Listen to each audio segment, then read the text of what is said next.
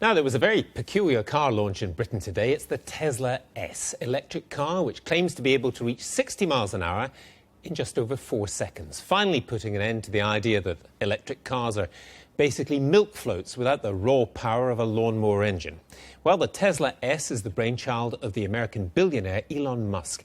He made his fortune in PayPal and other ventures and is now spending it on the Tesla project and sending rockets into space. I went to meet him in West London.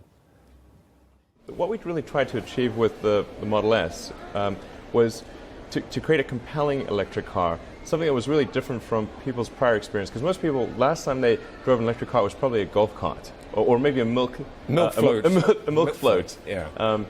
So they're used to their idea of an electric car is something that doesn't look good, isn't fast, doesn't have high performance, has low range. We wanted to break the mold of all of that, and so produce something that was beautiful.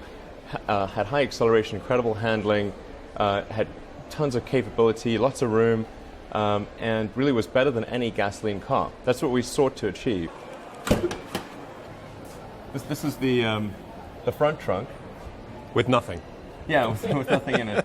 We're going to be creating supercharger locations throughout the UK, so you'll be able to charge anywhere at a Tesla supercharger location, and one of the things that we do with these supercharge locations is that they're free. So if you buy a Tesla, you'll be able to travel for free anywhere in Britain, and it's free forever.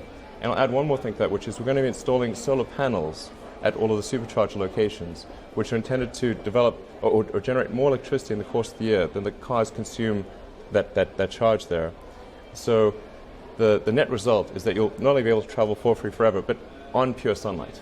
Well, on this question of our energy bills, which is a huge political topic here now, have we got it wrong in terms of where we're sourcing our energy? Mark my words, solar will be the single largest producer of energy in the UK long term. And you may say, well, isn't it rather maybe cloudy around here? I was going to say, have you ever been outside?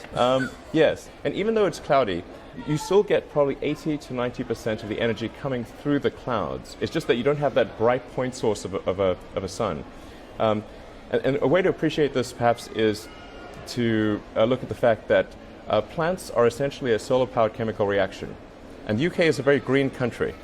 Now, you live in Southern California and Los Angeles, you travel a lot to San Francisco, and you're also interested as a big thought in whether it's possible to travel by what's called a hyperloop. In other words, you go at 800 miles an hour on the ground, essentially, kind of like a train from Los Angeles to San Francisco. I mean, do we suffer from generally a kind of low level of ambition? Should we think bigger than HS2 and think about something like this?